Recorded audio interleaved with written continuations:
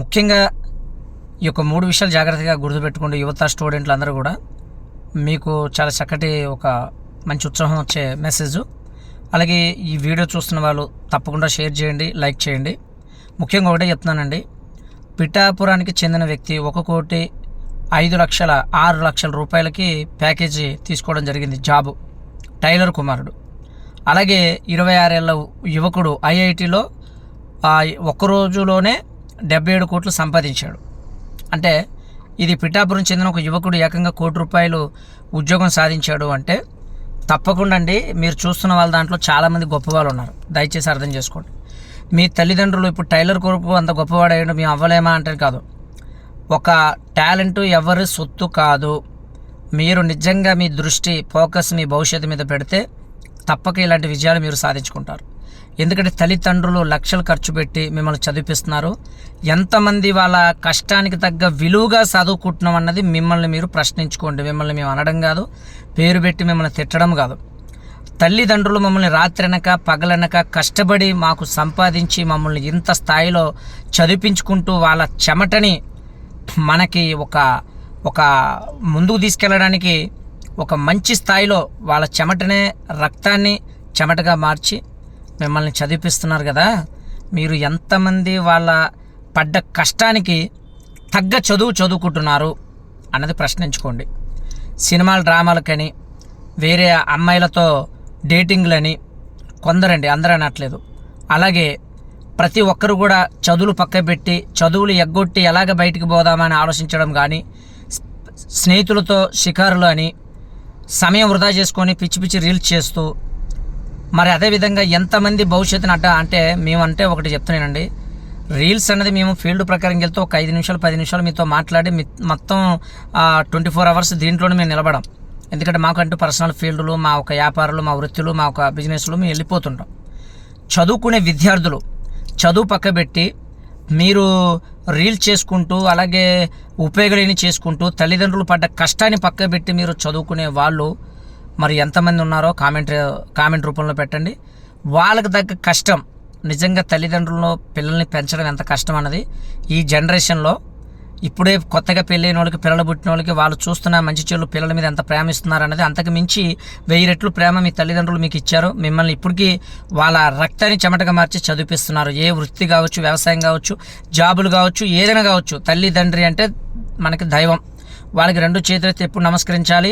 హీరోలు అమ్మడి తిరిగి హీరోలు కాళ్ళు పట్టుకోవాల్సిన అవసరమైన హీరోలు మీ తల్లిదండ్రులు. వాళ్ళ కాళ్ళు మొక్కండి, వాళ్ళకి దండాలు పెట్టండి. పొద్దున్న లేచి వాళ్ళ కాళ్ళు 2 కాళ్ళు కడిగి నెత్తిలో పోసుకోండి. ఎందుకంటే మిమ్మల్ని చదివించేది వాళ్ళు, ముందుకు తీసుకెళ్ళేది వాళ్ళు, వాళ్ళ కష్టంతో మిమ్మల్ని ముందుకు తీసుకెళ్తున్నారు. కాబట్టి దయచేసి ఒకటి గమనించండి.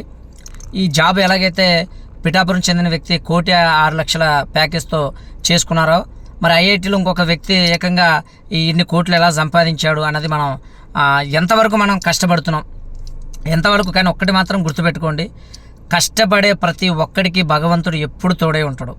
ఇది మాత్రం నా ఒక్క జీవితంలో కాదు, అందరి జీవితంలో జరుగుతుంది.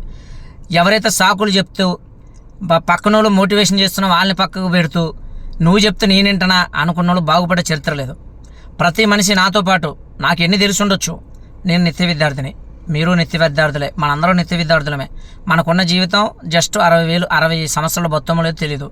ఇదివరకు 100 ఉంటాయి, ఇప్పుడు దేవుడు మన 60కి పంపించాడు. ఇంకా ఫ్యూచర్లో అది తగ్గొచ్చు, ఎందుకంటే మనం చేసుకున్న అలవాట్లు, మనం తినే తిండిని బట్టి. కాబట్టి దయచేసి ఒకటి గమనించండి, ఉన్న సమయాన్ని వృధా చేయొద్దు.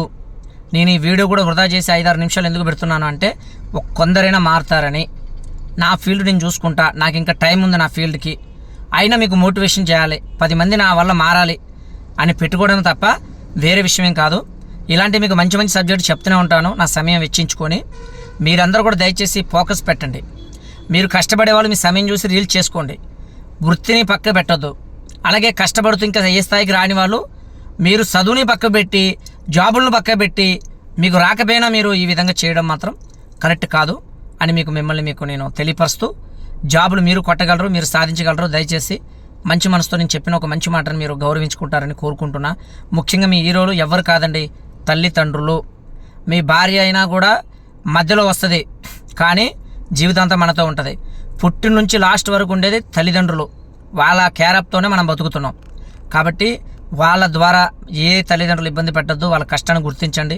వాళ్ళు చదువుకునే మిమ్మల్ని ఎన్నో బాధలు పడి చదువుకున్న వాళ్ళు చదివిస్తున్నారు, కూలి పని చేసుకున్న వాళ్ళు చదివిస్తున్నారు. నా పిల్లలు నా గతి వాళ్ళకి పట్టొద్దని. కానీ వాళ్ళని మనం పక్క పెట్టి చదువుని దూరం పెట్టి మీ యొక్క సరదాలని పక్కకు పెట్టి చదువుకొని ముందుకు వెళ్ళండి. మీరు సాధిస్తే 100 మంది కాదు 1000 మంది మీ దగ్గరగా సెల్యూట్ చేస్తారు, గౌరవిస్తారు. డబ్బుతో జాబుతో కష్టంతోనే ముందుకు వెళ్తే జీవితాంతం మిమ్మల్ని ఎవరు ఢీకొనలేరు. మీరు జీవితాన్ని చదువుకున్న వాళ్ళు అంత గొప్ప స్థాయికి ఎదుగుతారు. జీవితం చదువుకుంటే ఏది చదవాల్సిన అవసరం లేదు. అది చదువుకున్న వ్యక్తిగా చెప్తున్నా. మీరు కూడా దయచేసి బాగుండాలని ఈ యొక్క వీడియో పెడుతున్నాను. అందరికీ నమస్కారం. మీరు ముఖ్యంగా ఇలాంటి వీడియోలు ఇంకా కొన్ని రావాలి అనుకున్నప్పుడు విఎస్వి మోటివేషనల్ ఇన్ తెలుగు ఛానల్ని సబ్స్క్రైబ్ చేసుకోండి, బెల్ బటన్ నొక్కండి, షేర్ చేయండి. ఇంకా 10 వీడియోలు చేయాలి, 10 మందిని మార్చాలి నా ప్రయత్నం. అది నాకున్న అలవాటండి. చాలామంది పిచ్చి పిచ్చి రీల్ చేస్తూ ఏదో పెడతారు, దాని లైకులు చేస్తాం. కొంతమంది కష్టపడి చెమటోర్చి యూట్యూబ్లో 10 మంది బాగుండాలని మంచి చేస్తున్న వాళ్ళని సపోర్ట్ చేయం. ఎందుకంటే మంచి కన్నా చెడు ఎక్కువ ఆకర్షిస్తుంది. కానీ గెలిచేది మాత్రం మంచే. ఈ రోజు కాకపోయినా ఏ రోజైనా మీకు ఈ వీడియో మళ్ళీ పోస్ట్ చేసి దీని ఎక్కడి వరకు వెళ్తుంది, మేము ఏ స్థాయిలోకి వచ్చామన్నది మీరు ఫ్యూచర్లో మీరే నిర్ణయిస్తారు, మీరే మమ్మల్ని గౌరవించుకుంటారు. నమస్కారం. కానీ ముఖ్యంగా నేను చెప్పేది మా ఒక ఛానల్ సబ్స్క్రైబ్ చేసుకోండి. ఇలాంటి మంచి పోస్టులు పెడుతుంటాను. నమస్కారం.